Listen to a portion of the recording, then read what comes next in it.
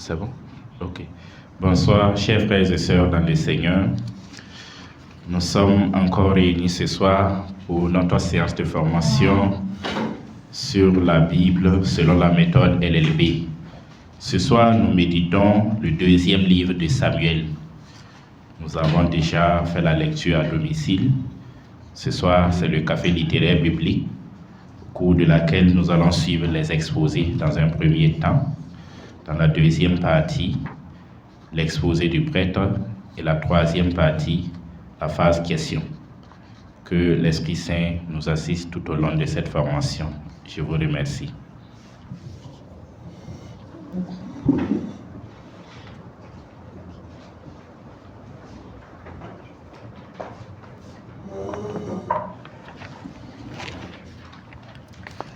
Bonsoir, je suis Madame Badini.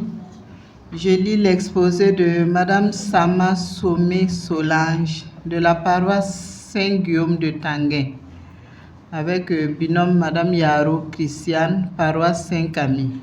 L'exposé porte sur le chapitre 1 du livre du deuxième livre de Samuel.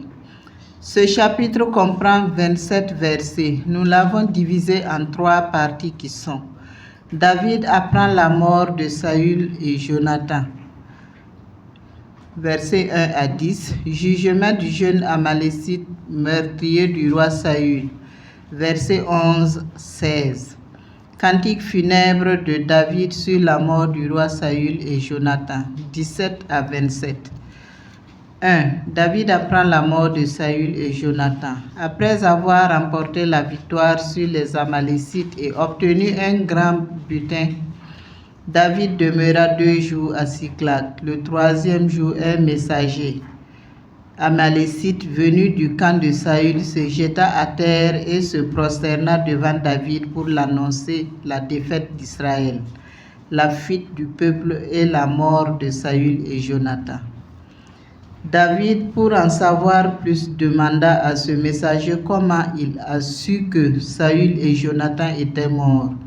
Ce dernier fit un récit cousu de mensonges à David. Il raconte qu'il était par hasard sur le mont Gilboa et a vu Saül blessé, s'appuyant sur sa lance et serré de près entre les chars et les cavaliers. Lorsqu'il l'aperçut, il l'appela et désespéré, lui demanda de le tuer. C'est ainsi qu'il obéit en donnant la mort. Pour prouver sa bonne foi, il remet les insignes royaux, diadème et son bracelet à David. 2. Jugement du jeune Amalécite meurtrier du roi Saül.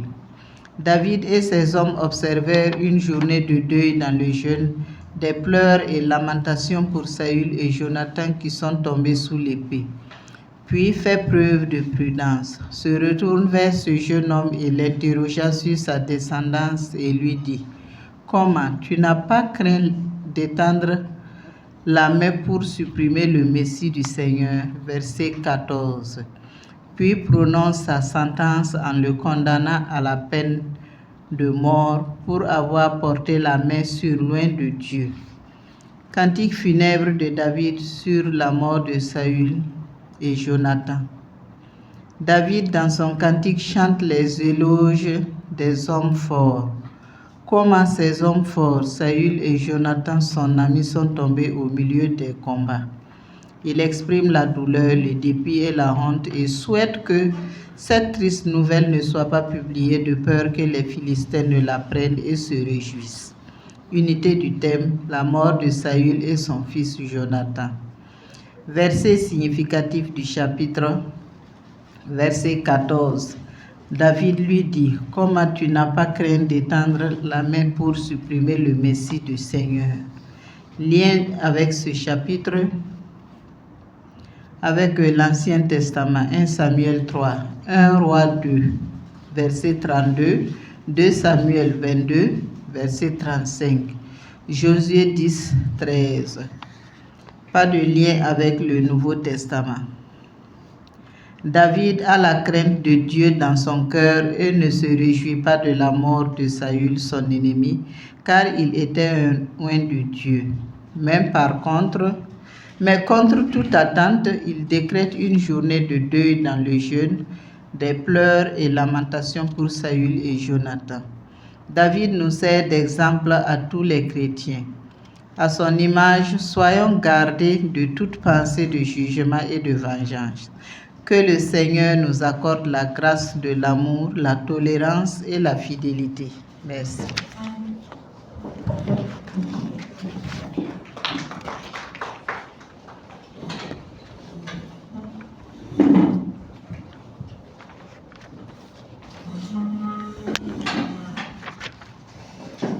Bonsoir. Je suis Wari Hélène, épouse Saré de la paroisse Sainte-Faustine de Saptoana, CCB Sainte-Trinité. Mon binôme est Madame Ouedraogo P. Diane, épouse Compaoré de la paroisse Saint-François d'Assise, CCB Saint-Jean. Nous avons l'honneur de vous présenter le chapitre 2 du deuxième livre de Samuel. Il comporte 32 versets, subdivisés en 2 parties. David établi roi de Juda à Hébron, versets 1 à 11. La guerre civile entre les troupes de Saül et de David, versets 12 à 32. Dans la première partie, après la mort de Saül, David consulta Yahvé qui lui dit de monter à Hébron. Il monta donc avec ses 2 femmes et ses compagnons d'armes et s'installèrent dans les villes d'Hébron.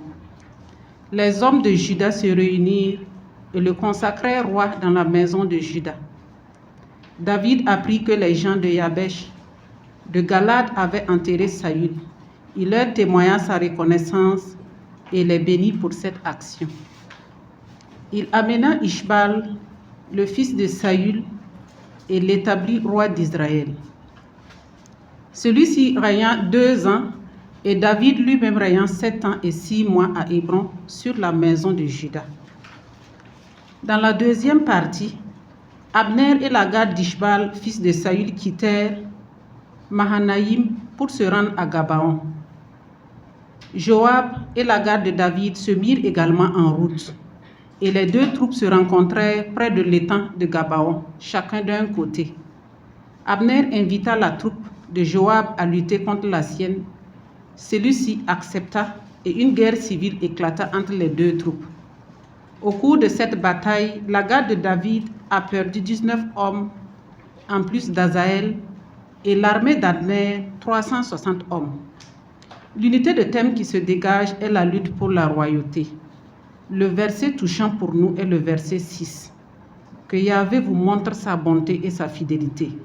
Moi aussi, je vous vaudrai cette belle action. Comme lien avec d'autres passages, nous avons 1 Samuel 17, verset 8, 2 Samuel 18, verset 16. L'actualité du message pour nous est l'amour envers le prochain. Bien que Saül ait persécuté David, il n'en a pas tenu rigueur. Il a été profondément peiné par sa mort et s'est montré reconnaissant envers ceux qui l'ont enterré. Il a même établi Ishbal, le fils de Saül, roi d'Israël. Comme exhortation finale, demandons la grâce d'aimer comme Christ nous a aimés. Que Dieu nous exauce.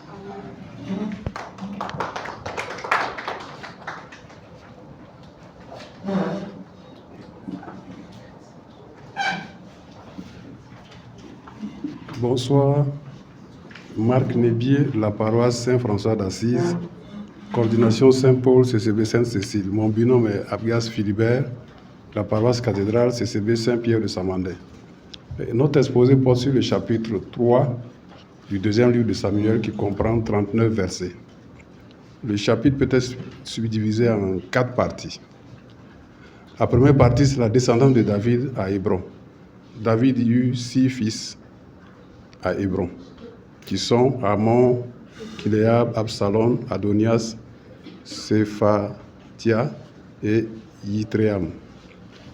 La deuxième partie, c'est la rupture entre Abner et Is-Boset. Pendant la guerre entre la maison de David, de Saul et celle de David, Abner prit pour concubine une des femmes de Saul, une des concubines de Saul. Donc, Is-Boshet, fils de Saul, n'apprécie pas. La troisième partie, c'est Abner négocie avec David. Le verset 12. Fais alliance avec moi et je te soutiendrai pour rallier autour de toi tout Israël. David accepte l'alliance, mais à une condition. Il exige de Abner qu'il ne sera admis à sa présence à moins qu'il amène Michal, femme de David, fille de Saul, quand il viendra. La quatrième partie, c'est le meurtre d'Abner. Joam et son frère Abishai avaient assassiné Abner parce qu'il avait fait mourir leur frère Azaël au combat de Gabaon. Le verset 31. Cela contrista David qui ordonna à tout le peuple qui l'accompagnait: déchirez vos vêtements, mettez des sacs et faites le deuil devant Abner. On ensevelit Abner à Hébron. Le roi David éclata en sanglots sur sa tombe et tout le peuple pleura aussi. Tout le peuple et tout Israël comprit que le roi n'était pour rien dans la mort d'Abner. La guerre se prolongea entre la maison de Saul et celle de David, mais David allait se fortifiant tandis que s'affaiblissait la maison de Saul. Et comme verset significatif, nous avons noté le verset 39. Et comme lien, nous avons noté dans l'Ancien Testament 1 Samuel 18, 20 à 27, 2 Samuel 5, 13, 16, Ruth 1, 17 et suivant, Isaïe 3, 11 et le psaume 28, 4. Dans les versets 33-34, le roi compose une complainte pour Abner après son meurtre. Elle reflète la tristesse et l'indignation de David face à la mort injuste d'Abner. Abner s'est battu pour que le roi, oint par Yahvé, exerce sa charge sur tout Israël. Donc ici, c'est la loyauté de David envers Abner. Soyons fidèles dans nos engagements et invoquons l'Esprit Saint afin de mieux discerner, qu'il soit notre guide.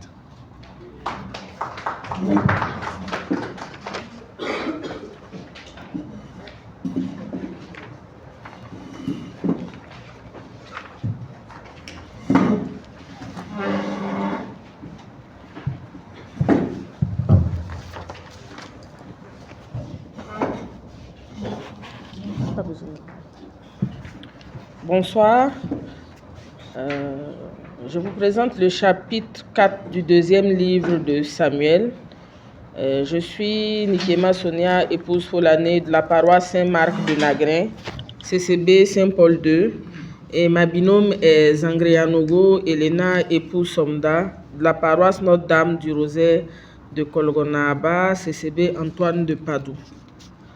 Le chapitre 4 du deuxième livre de Samuel nous présente le bilan de vie et de règne de David. David n'aurait pas dû fuir à Tsiklag. Cela a retardé les plans que Dieu avait préparés pour lui, car il serait devenu roi dès le décès de Saül, qui n'avait pour descendant qu'un pauvre estropié inapte à assurer la succession au trône de son grand-père. Dans le chapitre 4, nous voyons comment Dieu, dans sa sagesse, conduit tous les événements pour accomplir son dessein de placer David sur le trône d'Israël. Tous ses opposants disparus, les uns après les autres, dans des circonstances variées, souvent violentes, le futur roi peut ainsi rassembler tout le peuple. Ce chapitre 4 comporte 12 versets qu'on peut subdiviser en deux grandes parties. La première partie, c'est la fin d'Ish-Boshet, des versets 1 à 7. Et la deuxième partie, c'est la postérité de David.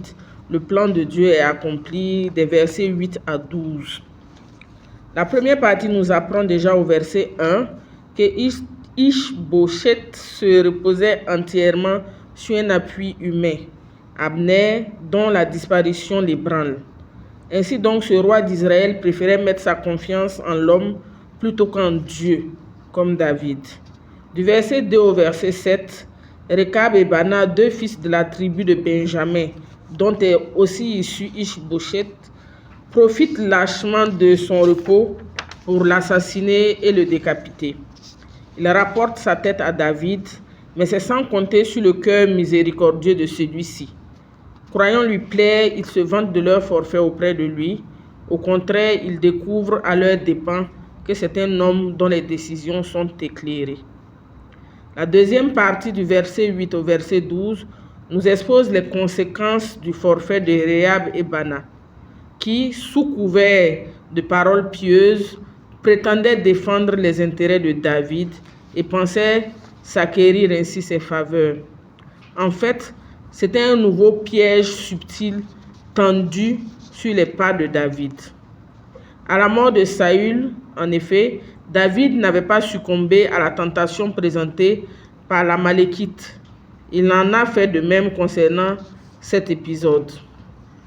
Il rend même un dernier hommage à Ish-Bosheth en déposant sa dépouille à Hébron, le lieu de sépulture des patriarches. Ainsi, une fois de plus, David, dans sa droiture, est délivré de tous ses ennemis. L'unité de thème que nous avons retenue, c'est que tout concourt à l'accomplissement des desseins de Dieu. Et le verset significatif, c'est « La foi de ces derniers était semblable à l'aiguille d'une boussole.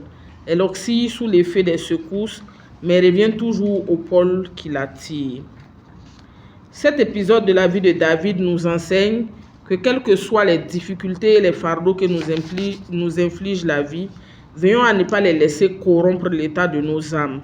À l'image de David, ne nous laissons pas manipuler par le monde extérieur, mais cherchons du secours et réfugions-nous toujours dans le Seigneur. Le psaume 11:1 dit d'ailleurs « Je me suis confié en l'Éternel. Pourquoi dites-vous à mon âme, oiseau, envole-toi vers votre montagne ?» Que le Seigneur nous assiste dans toutes nos prises de décision.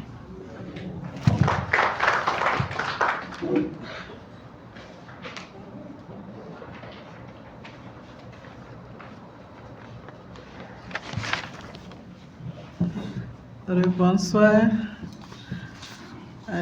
Je me nomme Badini Dacolette de la paroisse Christ-Roi de Pissy. Ma binôme est Kiemde Charlotte de la paroisse Saint-Jean de Toudou-Bouego. Nous avons l'honneur de vous présenter le chapitre 5 du deuxième livre de Samuel, qui compte 25 chapitres et 25 versets et divisé en 4 parties. 1. La consécration de David, roi d'Israël, 1 à 5. 2. David prend Jérusalem, 6 à 12. 3. Les fils de David nés à Jérusalem, 13 à 16. 4. La victoire de David, 17 à 25. Les tribus d'Israël consacrent David roi d'Israël où il régna pendant 40 ans. À Hébron, il régna 7 ans et demi et à Jérusalem, il régna 33 ans. David prend Jérusalem malgré la déclaration des Yébousiens au verset 6 et s'installe à Sion, qui prit le nom de la cité de David. Une fois installé, David prit des femmes avec lesquelles naquirent Shamua, Shobab, Nathan, Salomon, Jibar, Elishua, Nepheg, Japhia, Elishama, Eliada et Eliphélet. Les Philistins ne veulent pas voir David prospérer et s'attaquèrent à lui. Mais ces attaques poussent David à placer sa confiance en Dieu et à obéir à sa volonté, ce qui lui assure la victoire. L'unité du thème est l'obéissance et la soumission à la volonté de Dieu. Lien avec l'Ancien Testament, 1 Chronique 11, 1 à 9, Josué 18, 1, Juge 20, 26 à 27, Deutéronome 2, 20 à 21, Isaïe 9, 9, Proverbe 3, 5 à 6. Lien avec le Nouveau Testament, Matthieu 21, 14. Le verset touchant est le verset 24. Quand tu entendras un bruit de pas dans les cimes des mûriers, alors hâte-toi car c'est l'Éternel qui sort devant toi pour battre le camp des Philistins. Pour nous devons mettre notre confiance en Dieu et marcher selon sa volonté. Merci.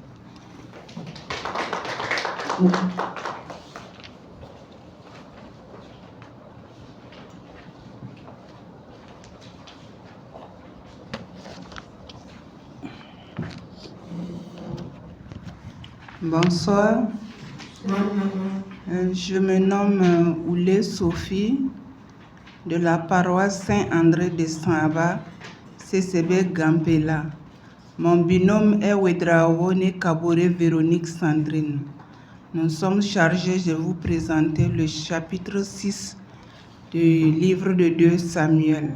Le chapitre 6 du livre de 2 Samuel est constitué de 23 versets.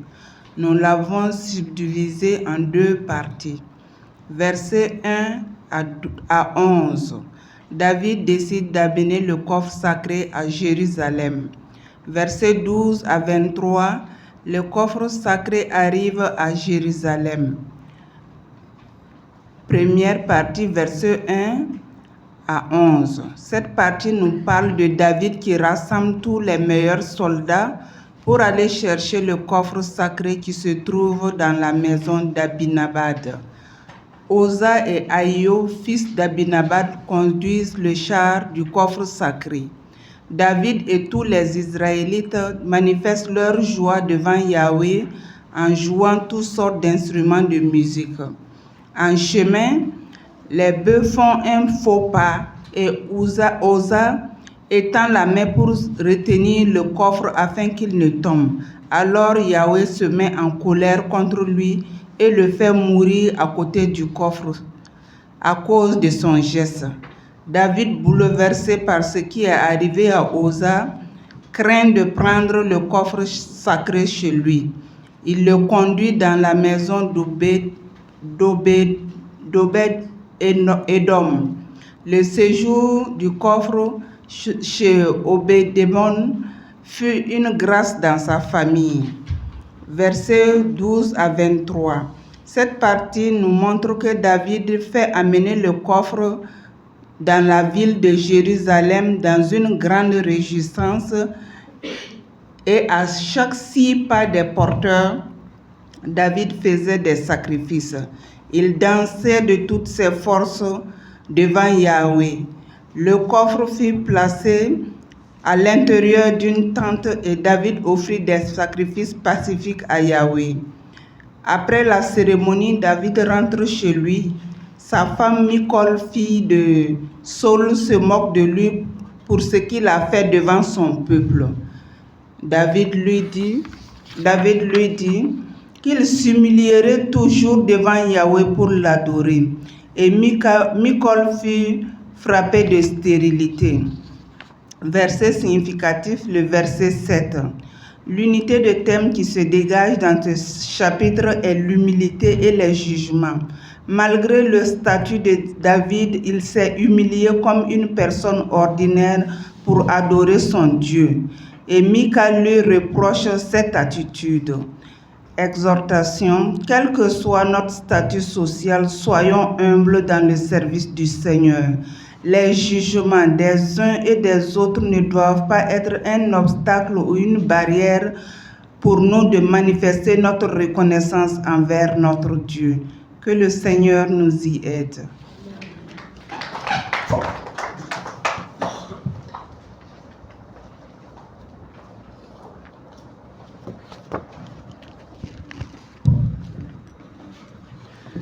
Shalom, je suis Solange Tougma, épouse Barry, CCB Saint-François d'Assise, de la paroisse Saint-François d'Assise, CCB Saint-Joseph. Mon binôme est Ouedraogo Samira, épouse Souli, de la paroisse Saint-Charles-Luanga de Wayalguin. Le chapitre 7 du 2e livre de Samuel que nous avons à vous présenter comporte 29 versets divisés en 2 parties. Nous avons la partie 1 titrée « La prophétie de Nathan », versets 1 à 17. David qui voulut construire une maison pour l'arche de Dieu, le Seigneur qui l'a établi dans la stabilité, donna une prophétie à Nathan, rappelant ses hauts faits pour Israël depuis l'Égypte et comment il a oint David comme roi. Dieu lui montra qu'il n'a point besoin qu'il lui construise une demeure, mais que lui, le Seigneur, suscitera dans sa descendance un roi qui régnera sur le trône d'Israël à jamais. Annonce prophétique du Messie. Et la partie 2, titrée « La réponse de David », versets 18 à 29. Quand David reçut les paroles de Dieu rapportées par Nathan, il fit les louanges du Seigneur, relatant les choses redoutables qu'il a fait pour Israël, et demanda à Dieu de bénir sa maison et de tenir sa promesse. L'unité du thème est l'annonce prophétique du Messie. Comme verset significatif, nous avons retenu le verset 22. Aussi, tu es grand, Seigneur Dieu, tu es sans pareil, et il n'est point de Dieu, toi excepté, selon tout ce que nous avons entendu de nos oreilles. Le chapitre en lien dans l'Ancien Testament avec le deuxième livre ce chapitre est en lien dans l'Ancien Testament avec le premier livre de Chroniques, en son chapitre 17, le verset 1 à 27. Le Seigneur tient toujours ses promesses. Ce que sa bouche a dit, sa main l'accomplit. C'est ainsi que nous sommes aujourd'hui les rachetés du Christ, roi de l'univers, par l'accomplissement de la prophétie de Nathan. Le Seigneur Jésus est le rejeton de David, qui règne éternellement sur le trône d'Israël.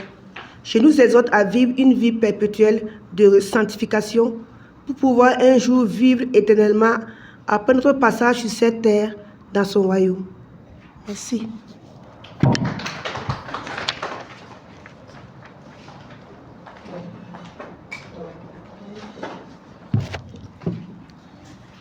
Je me nomme Compaoré Angelina Palingwende de la paroisse Notre-Dame de Fatima d'Assasco, CCB Saint-Jean-Baptiste. Je lis l'exposé de Madame Kima Marie Laure Estelle de la paroisse Saint-François d'Assise, CCB Sainte-Monique. Sa binôme, Madame Zungurana Hortense de la paroisse Notre-Dame de la Paix de Koubri. Elles sont chargées de vous résumer le chapitre 8 du deuxième livre de Samuel. Le chapitre 8 du deuxième livre de Samuel est constitué de 18 versets subdivisés en 4 parties. La première partie va du verset 1 à 2, la victoire sur les Philistins et les Moabites. La deuxième partie, versets 3 à 8, la victoire contre les Syriens. La troisième partie, versets 9 à 13, la victoire sur les autres nations.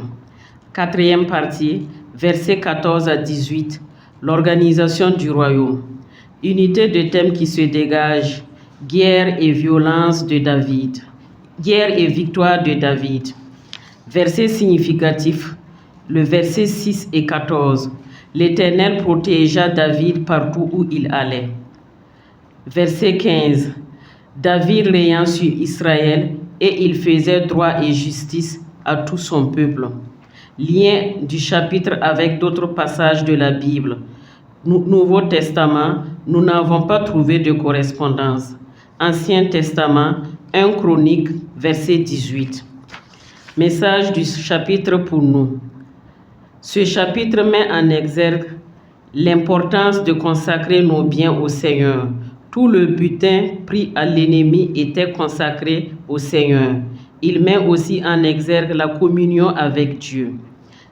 Les interpellations de Dieu pour nous aujourd'hui. Le Seigneur protège ses serviteurs en toutes circonstances.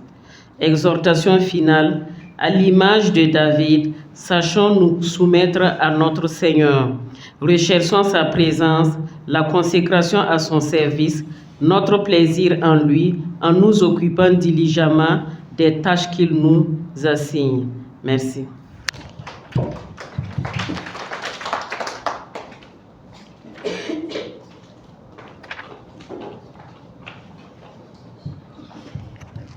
Bonsoir, je suis Madame Zungrana Sylvie. Je lis l'exposé de Monsieur Herman Mamadouye et son binôme Madame Bérénice Tapsoba. Ils exposent sur le chapitre 9 du livre de Samuel. Présentation du chapitre. L'exposé porte sur le chapitre 9 qui contient 13 versets. Le chapitre est subdivisé en 3 parties. En premier lieu, versets 1 à 5, la bonté et la fidélité. David montre de la bonté envers la maison de Saül en cherchant à honorer la mémoire de Jonathan, son ami, restant fidèle à l'alliance qu'il avait faite avec lui. David découvre alors qu'un fils de son ami, pauvre et infirme, vivait caché de lui. Ensuite, la deuxième partie part du verset 6 à 8.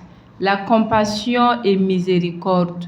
David fait venir Méphibosheth et lui montre une grande compassion en lui offrant une place d'honneur à sa table. La troisième partie part du verset 9 à 13. La rédemption et restauration. David restaure à Méphibosheth les terres de Saül, son grand-père. Ce chapitre met en avant des thèmes tels que la loyauté, la bonté et la fidélité aux promesses.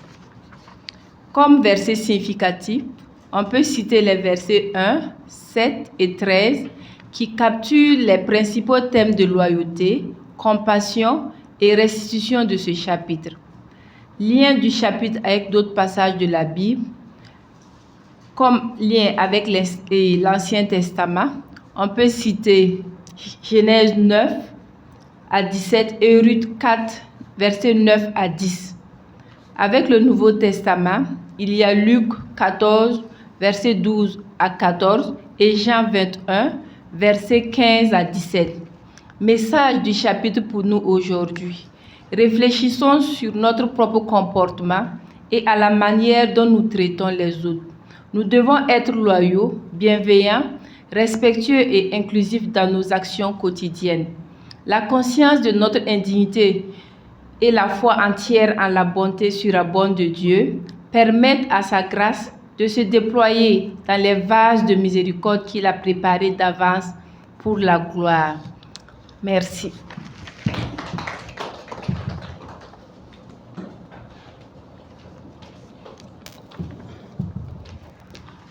Bonsoir à tous. Moi, c'est Thierry Trépégo Bernardin de la paroisse Saint-François d'Assise, la CCB Saint-Félix de Cantalis. Je suis chargé de vous présenter le deuxième livre de Samuel au chapitre 10. Ce chapitre comporte 19 versets et est réparti en deux parties. La première partie part du verset 1 au verset 6 et nous relate l'histoire des ministres de David déshonorés. Après la mort du roi des Ammonites, son fils Hanoun lui succéda. Cependant, David décide alors de traiter ce dernier avec bonté, de même que son père l'avait traité.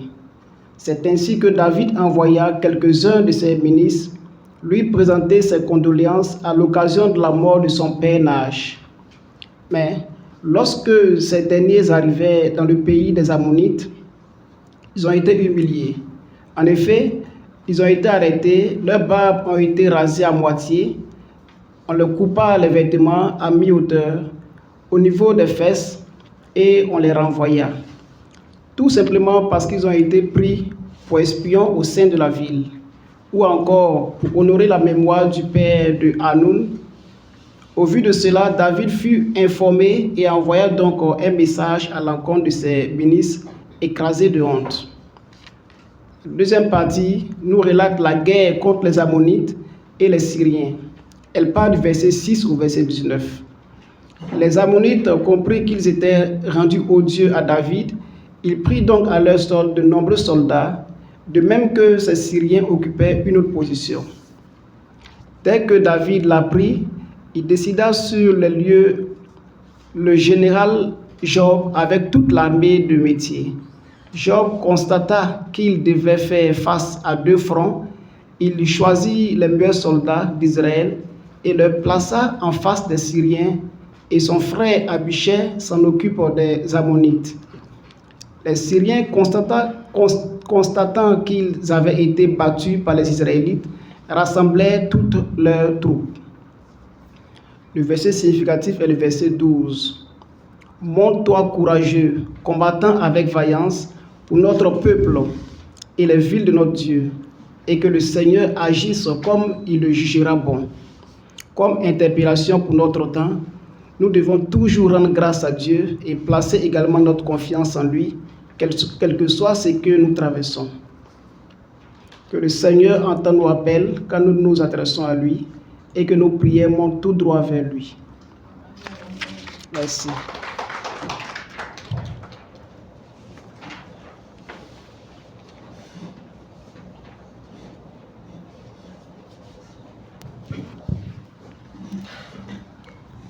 Marc Nébier de Saint-François d'Assise. Je suis chargé de présenter l'exposé de Madame Nicole Ouedraogo Balkouma de la CCB Sacré-Cœur de Jésus, coordination Saint-Jean-Paul II de la paroisse Notre-Dame des Apôtres. Son binôme est Madame Koualaga Rwamba Gisèle de la paroisse Sainte-Faustine de Saptouana, CCB Notre-Dame du Perpétuel Secours. Ils sont chargés de présenter le chapitre 11 du second livre de Samuel. Ce chapitre est composé de 27 versets qui parlent du péché de David sous ses divers caractères, adultère, hypocrisie, mensonge et meurtre. Ce chapitre peut être divisé en deux parties, du verset 1 à 5, le péché consommé, du verset 6 à 7, le péché qui entraîne un autre, donc en trois parties.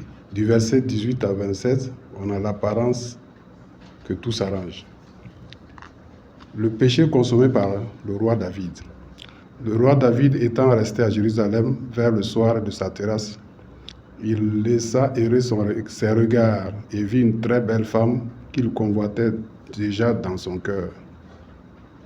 Il apprit que cette femme était mariée à l'un de ses fidèles soldats sortis à la guerre avec les armes d'Israël. À la tombée du soleil, David profita pour céder à la tentation et commit l'adultère avec Bath-Séba. Cet acte lui fut payé. La deuxième partie, le péché David entraîne un autre péché. L'adultère commis par David et Bath-Séba a entraîné des conséquences prévisibles. La femme attend un enfant, le verset 5. David, ne pouvant plus cacher son péché, décide de trouver des voies et moyens pour tromper Uri et avoir sa confiance. Celui-ci resta infaillible et n'exprima que la droiture, le sens du devoir, le dévouement et l'amour pour le peuple de Dieu. Toutes les tentatives ayant échoué, il décida de commettre son meurtre. La troisième partie, tout s'arrange en apparence. Ayant renvoyé Uri au combat, il réussit à le faire tuer. David réussit sa stratégie. Bath-Séba fit le deuil de son mari, et quand le deuil fut achevé, David envoya la chercher et elle devient sa femme légitime. Comme verset significatif, le verset 25, alors David dit au messager, « Voici ce que tu diras à Joab, que cette affaire ne l'affecte pas. L'épée dévore tantôt celui-ci, tantôt celui-là. Force et attaque contre la ville et détruit-la. » Il y a des similitudes dans le Nouveau Testament. L'Ancien Testament, 1 Roi 15, 15. Nouveau Testament, Marc 7, 21. 1 Samuel 25, 28. Et Jacques 1, 14, 15. L'unité du thème qui se dégage de ce chapitre, Dieu est le péché. En conclusion, ce chapitre nous montre bien à quel point Dieu déteste le péché, même quand il est commis par son peuple. Quel que soit l'endroit où il constate l'iniquité, il ne laisse pas son auteur impuni. Nous demandons au Seigneur, par le cœur immaculé de la très sainte Vierge Marie, de nous aider à fuir le péché et de faire confiance en lui. Merci.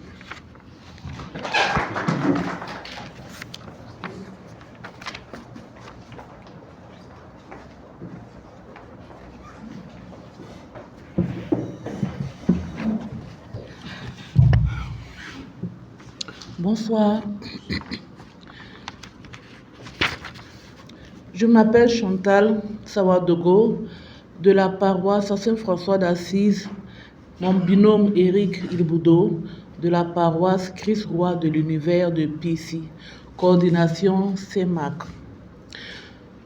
Je lis aujourd'hui pour le chapitre 12. Ce chapitre compte 25 versets et peut être subdivisé en trois parties. 1. La confrontation de Nathan. Dieu envoie le prophète Nathan pour confronter David après l'adultère avec Bathséba et le meurtre d'Uri.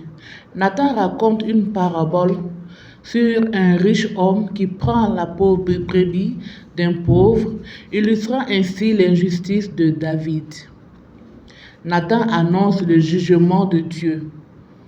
Les conséquences de ces actes apporteront de la souffrance à sa maison, mais il déclare également que Dieu a mis de côté la mort de David pour son péché. 2. La repentance de David. L'enfant qui est né de Bathséba tombe malade. David jeûne et prie pour lui, espérant que Dieu fera grâce à l'enfant. Malgré les supplications de David, l'enfant meurt. David, après avoir appris la nouvelle, se lève, mange et loue Dieu. David exprime sa foi en un Dieu compatissant, affirmant qu'il ne pourra jamais ramener son enfant, mais qu'il le rejoindra un jour. 3. La naissance de Salomon. David console Bathséba et leur fils ultérieur, Salomon est né. Nathan lui donne le nom de Jédidia, ce qui signifie bien-aimé de Dieu. Unité de thème. Le chapitre 12 illustre les thèmes du péché, du repentir et de la